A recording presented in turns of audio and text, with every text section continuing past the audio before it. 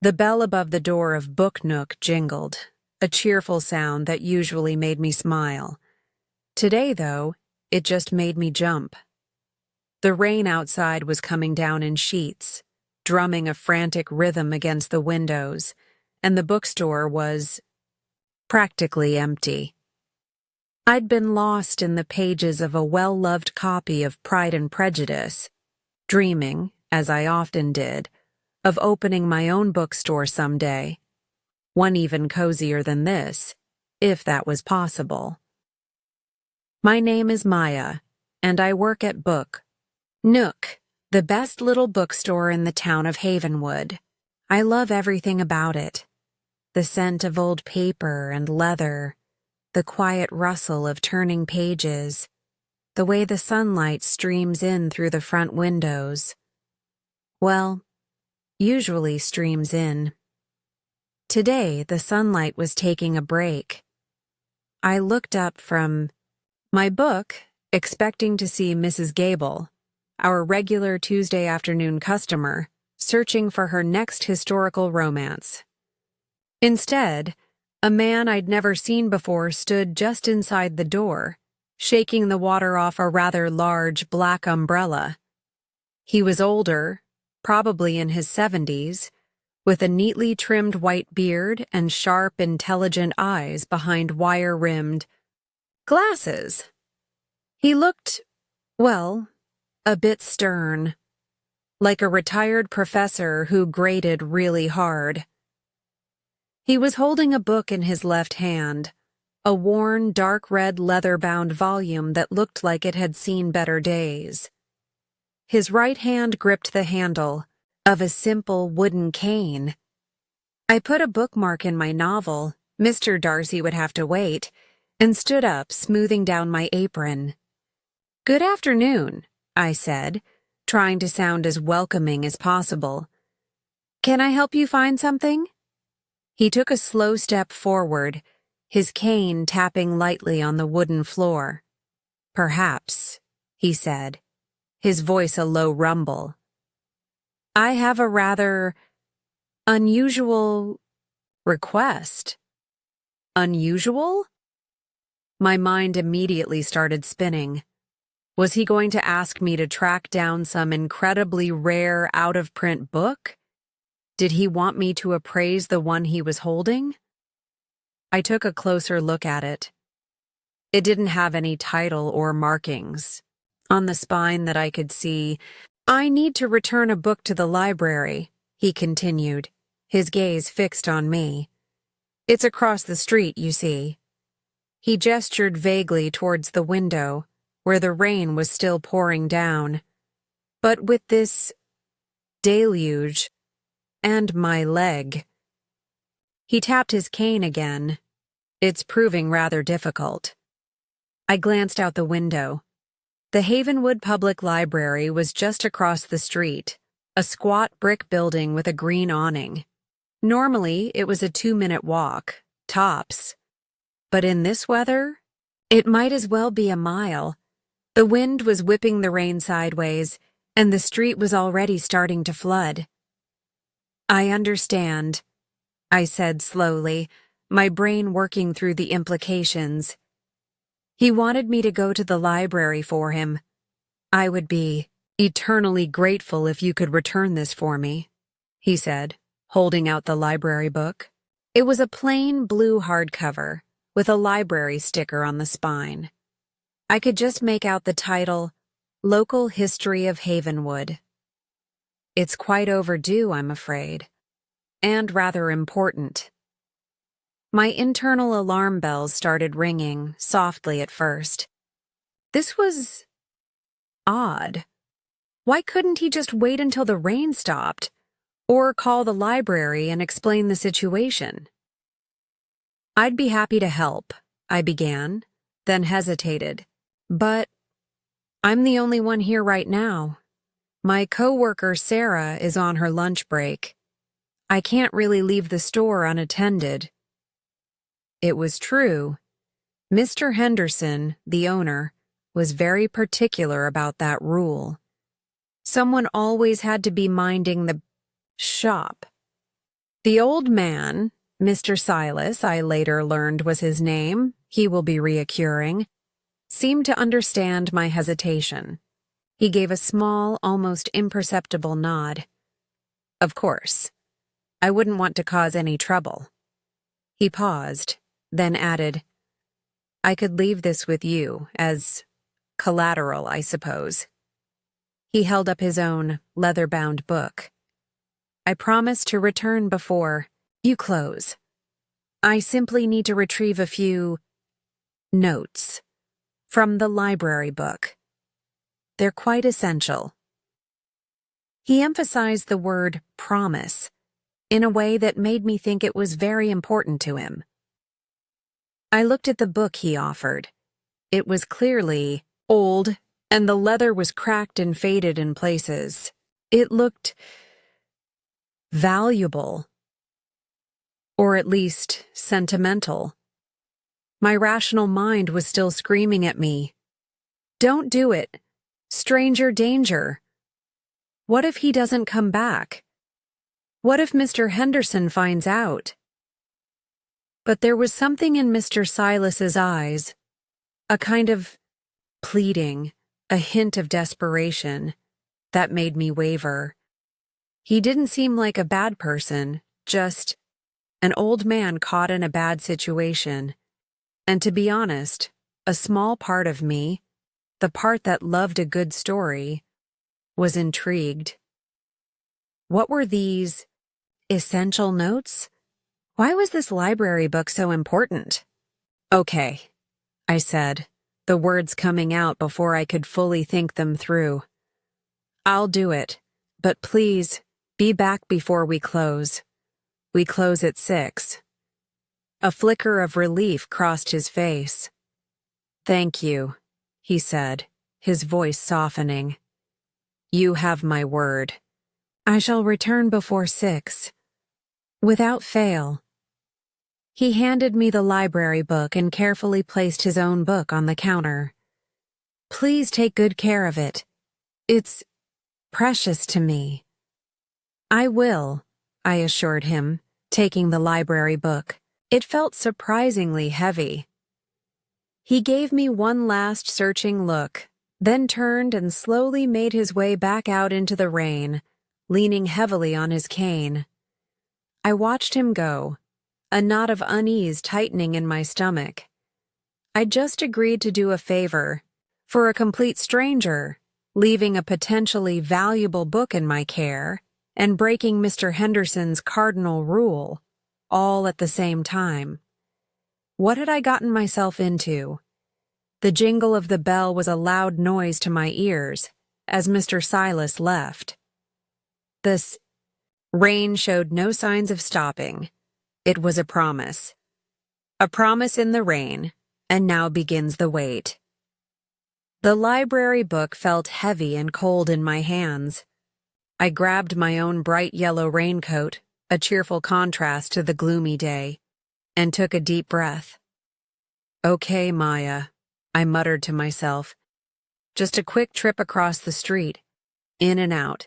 Famous last words, right? As soon as I stepped outside, the wind nearly ripped the door from my grasp. The rain was coming down even harder now, a solid wall of water that instantly plastered my hair to my face and soaked through my jeans. I hunched over, shielding the library book as best I could, and started across the street. It was like wading through a river. The water was already ankle-deep in places, swirling with leaves and twigs. Cars splashed by, their headlights blurry, in the downpour, and I had to jump back several times to avoid getting completely drenched by the waves they created. My initial unease started to morph into full-blown anxiety. This was ridiculous. What if I slipped and fell? What if the library book got ruined? Mr. Silas's book was probably safe and sound inside, warm and cozy. I was beginning to resent my empathic nature.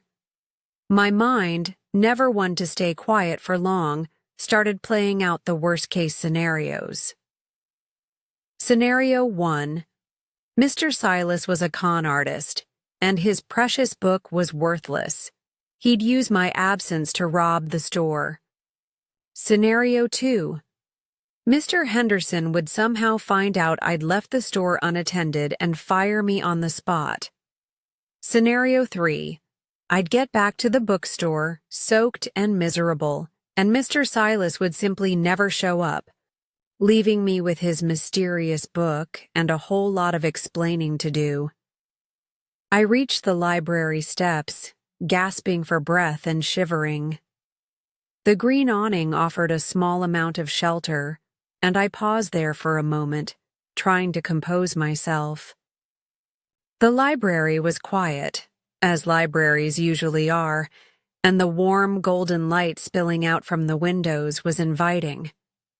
I pushed open the heavy doors and stepped inside. The sudden quiet was almost deafening after the roar of the storm. A few people were scattered around, reading at tables or browsing the shelves. The librarian, a kind-looking woman with graying hair pulled back in a bun, looked up from her computer as I approached the circulation desk. "Well, hello there," she said, her voice warm and welcoming. "You look like you've been swimming," I managed a weak smile. "It's a bit wet out there," I said, stating the obvious. I placed the library book on the counter. "I'm returning this for a friend." The librarian took the book and scanned it. Her eyebrows rose slightly. "Oh, this is Mr. Silas's book, isn't it? He called earlier and said he might be a bit late returning it. He was quite worried." So, he had called. That was something. At least, it made me feel slightly less like I'd been completely duped. "Yes," I said. "He couldn't make it himself." The librarian smiled. "He's a lovely man, Mr. Silas. A bit forgetful sometimes, but always so polite. He's been coming here for years. He told me a bit about what happened. Said a nice young lady was helping him." Her words eased my anxiety a little more. He was known here. He was a regular. He wasn't a complete stranger. "Thank you for returning it," she added, stamping the book. "He said it was very important." "He did mention that?" I said, my curiosity piqued again. I thanked the librarian and turned to leave. The trip back to the bookstore was just as miserable as the trip there, if not worse. The rain was still relentless, and the wind seemed determined to blow me off course. By the time I reached Book Nook, I was soaked to the bone, shivering, and my teeth were chattering. I burst through the door, the bell jingling frantically, and nearly collided with Sarah, who was just returning from her lunch break. "Maya, what happened to you?" she exclaimed, her eyes wide with surprise. "You look like a drowned rat." I explained the whole story, my words tumbling over each other in my haste. I told her about Mr. Silas, his unusual request, the library book, his precious book, and my growing fear that I'd made a terrible mistake. Sarah, bless her heart, listened patiently, her expression shifting from amusement to concern as I went on. When I finished, she shook her head, but she was smiling. "Oh, Maya," she said, "you have such a good heart. You always see the best in people." "Maybe too much," I muttered, wringing out the hem of my raincoat. "No, it's a good thing," Sarah insisted. "He probably just needed help. It was a kind thing to do." "But what if he doesn't come back?" I asked, my voice filled with doubt. "What if Mr. Henderson finds out I left the store?" "He won't come back," Sarah said, with a confidence I definitely didn't feel. "And Mr. Henderson is out for the rest of the day, remember?" he had that dentist appointment. I'd forgotten about that. Another small point in favor of the universe, not completely conspiring against me. We spent the next hour trying to dry me off and tidying up the store. Sarah made me a cup of hot tea, and I gradually started to feel a little bit better. But the anxiety didn't completely disappear. As the afternoon wore on and the rain continued to fall, my doubts grew stronger. Every time the bell above the door jingled, I jumped, expecting to see Mr. Silas.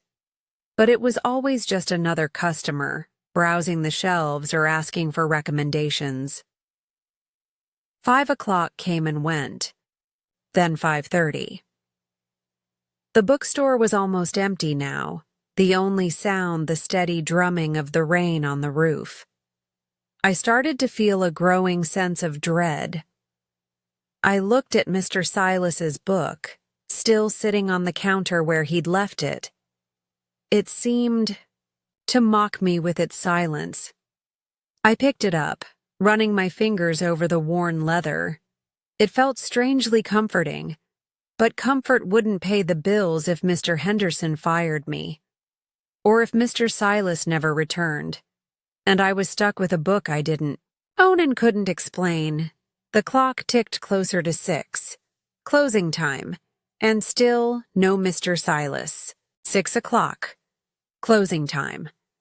The rain had finally slowed to a drizzle, but the sky was still a heavy, leaden gray, and Mr. Silas was nowhere to be seen. "I'm such an idiot," I muttered, pacing behind the counter. I knew it. I knew I shouldn't have trusted him. Sarah, who was putting the cash drawer in the safe, gave me a sympathetic look. "Don't beat yourself up, Maya. You were just trying to be nice." "Nice gets you taken advantage of," I retorted, feeling a mixture of anger, embarrassment, and disappointment. "Now what am I going to do? Mr. Henderson is going to kill me." We finished the closing procedures in silence. I kept glancing at the door, half hoping, half dreading that Mr. Silas would suddenly appear, full of apologies and explanations. But the chair by the window where he'd sat earlier remained stubbornly empty. The silence began to get under my skin. "Okay, look," Sarah said, breaking the quiet. "Let's think about this logically. He left his book, right? That's gotta be worth something." I picked up the leather-bound book again. It was heavier than it looked. I opened it carefully, flipping through the pages. It was filled with handwritten text, in elegant, flowing script. Poems, I realized. Not printed, but written by hand. "It's poetry," I said, showing Sarah. "And it looks old." Sarah peered over my shoulder. "Wow, that's beautiful handwriting. Maybe it's valuable? Like a first edition or something?" A tiny flicker of hope ignited within me. Maybe this wasn't a complete disaster. Maybe I could sell the book and recoup. Well, recoup what exactly? I didn't even know what I'd lost, besides my time and my trust. But the thought of selling it made my stomach churn. Mr. Silas had said it was precious to him. Even if he was a con artist, the book clearly meant something to someone. Could I really just sell it? My conscience, that annoying little voice that always seemed to pop up at the most inconvenient times, started whispering again. "It's not yours, Maya. You can't just sell it." "I don't know, Sarah," I said, closing the book. "It doesn't feel right. What if he does come back? What if there's a perfectly reasonable explanation?" Sarah sighed. "You're too good for your own good, you know that?" "Apparently," I said glumly. We stood there for a moment, staring at the book. The silence stretched out, punctuated only by the occasional drip of water from the leaky gutter outside. "Well," Sarah said finally, "we can't just stand here all night. Let's lock up. Maybe he'll show up tomorrow." I nodded, knowing she was right. There was nothing else I could do. I grabbed my keys and was about to turn off the lights when I noticed something. A small folded piece of paper was tucked into the pages of Mr. Silas's book, right where I'd opened it earlier. I hadn't seen it before. Had it been there all along? Or had I somehow missed it? My heart started to beat faster. This was it. The turning point. The explanation. Or the final confirmation that I'd been a complete fool. With trembling fingers, I pulled out the note. It was a single sheet of paper, folded neatly in half.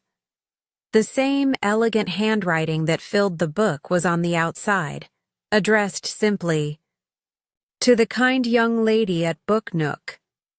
I unfolded the note, my breath catching in my throat. "My dearest Maya, please forgive me for not returning as I promised. I am deeply ashamed to have broken my word, but I had a sudden episode, a dizzy spell, and had to be taken home by a neighbor. I am quite all right now, but I was unable to return to the bookstore. I cannot thank you enough for your extraordinary kindness in returning the library book. It contained notes crucial to a small memorial I am planning for my late wife, Elsie. The book I left with you is a collection of Elsie's favorite poems. She wrote them herself over the years. It is the most precious thing I own, and I am eternally grateful to you for keeping it safe. I will return to Book Nook tomorrow morning, as soon as it opens, to retrieve my book and to thank you properly. Please accept my sincerest apologies for any inconvenience or worry I have caused. With deepest gratitude, Silas Thompson." I read the note again, slowly, letting the words sink in. Relief washed over me, so intense it almost made me weak. He wasn't a con artist. He hadn't abandoned me. There was a reasonable explanation. A wave of shame followed the relief. I'd judged him so harshly, based solely on his appearance and my own anxieties. I'd let my fear get the better of me, and I'd almost convinced myself that he was a bad person.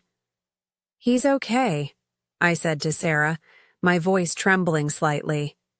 "He had a dizzy spell. He's coming back tomorrow." I handed her the note. She read it quickly, her eyes widening. "Wow," she said. That's actually really touching." "I feel terrible," I admitted. I completely misjudged him. "We all do that sometimes," Sarah said, putting a comforting hand on my shoulder. "The important thing is that he's okay, and he's coming back." We locked up the bookstore, the tension that had filled me all afternoon finally dissipating. As I walked home, the drizzle had stopped completely, and a few stars were beginning to peek through the clouds. I still felt a little foolish, but I also felt a sense of anticipation. I was curious to meet Mr. Silas again, to hear more about his wife, Elsie, and her poems, and I was determined to apologize for doubting him. The empty chair, I realized, wouldn't be empty for long. And this time, I wouldn't be waiting with anxiety, but with a newfound sense of hope and understanding. This whole experience had been a lesson, a rather dramatic one, about the importance of kindness, trust, and the danger of judging a book, or a person, by its cover.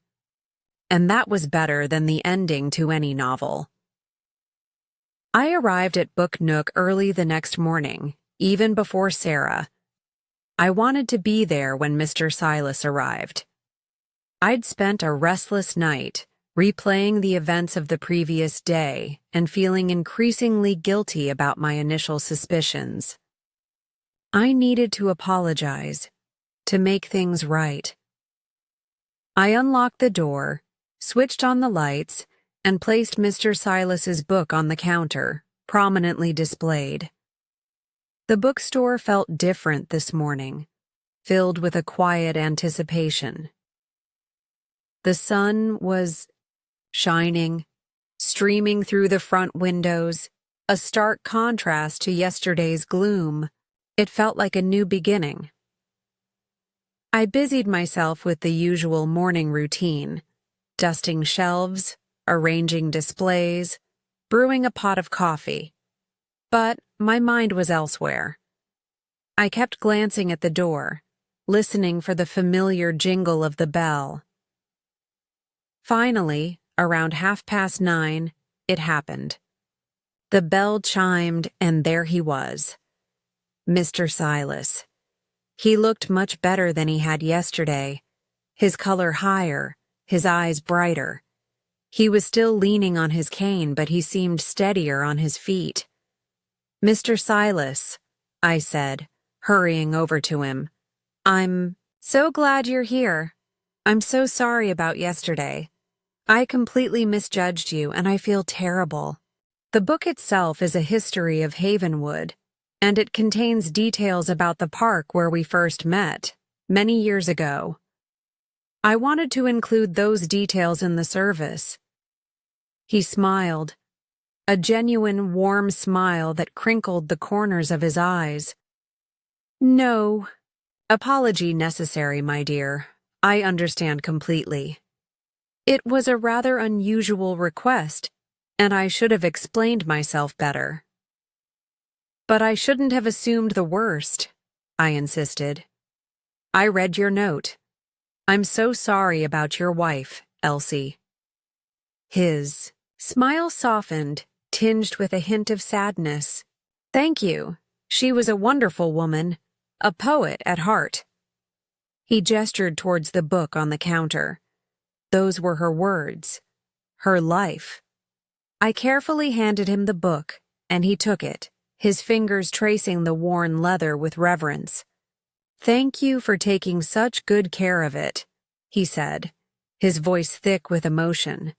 "It means the world to me." "Of course," I said. "I'm just glad I could help." He explained that the memorial service for Elsie was planned for the following week, in the park where they had first met. He'd wanted to read a passage from the Local History of Havenwood book, describing the park as it was back then, a place of beauty and tranquility.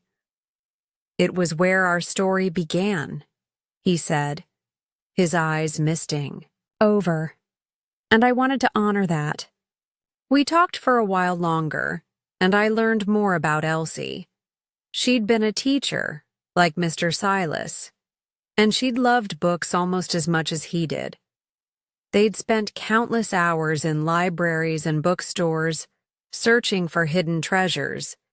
As he spoke, I realized that Mr. Silas wasn't just a grumpy old man, as I'd initially thought. He was a kind, intelligent, and deeply loving man, grieving the loss of his soulmate. And I'd almost let my own insecurities and prejudices prevent me from seeing that. "I have something for you," Mr. Silas said, interrupting my thoughts. He reached into his coat pocket and pulled out a small rectangular object wrapped in tissue paper. "A small token of my appreciation." I unwrapped the tissue paper carefully. Inside was a book. A small, antique book, bound in dark green leather, with gold lettering on the spine. My breath caught in my throat. It's beautiful," I whispered, running my fingers over the cover. "It's a first edition of Northanger Abbey," Mr. Silas said. "One of Elsie's favorites. She always said it was a story about the dangers of letting your imagination run wild." He gave me a knowing look. I blushed, remembering my own wild imaginings about him being a con artist. "I thought you might appreciate it," he continued, "given your profession." I don't know what to say," I stammered, completely overwhelmed. "This is incredibly generous." "Nonsense," he said, waving his hand dismissively. "You did me a great kindness.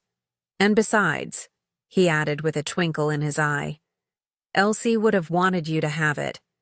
She always believed in sharing the joy of books." I held the book tightly, feeling a surge of emotion. It was more than just a gift. It was a symbol of forgiveness, understanding, and the unexpected connections that can be forged through kindness. From that day on, Mr. Silas became a regular customer at Book Nook. He'd come in every week, sometimes just to browse, sometimes to chat, sometimes to share stories about Elsie and her love of literature. He even started bringing me poems that Elsie had written, ones that weren't in the leather-bound book. We developed a genuine friendship, built on a foundation of mutual respect and a shared love of books. He became a mentor, of sorts, offering me advice and encouragement as I continued to pursue my dream of opening my own bookstore. And every time I looked at the first edition of Northanger Abbey, sitting proudly on my bookshelf, I was reminded of the lesson I'd learned that rainy day. The lesson about keeping promises, even small ones. The lesson about the importance of kindness and empathy. And the lesson about never judging a book or a person by its cover. The promise in the rain, initially a source of anxiety and doubt, had blossomed into something beautiful and unexpected. It had taught me that sometimes the greatest gifts come disguised as challenges, and that the most meaningful connections can be found in the most unlikely places.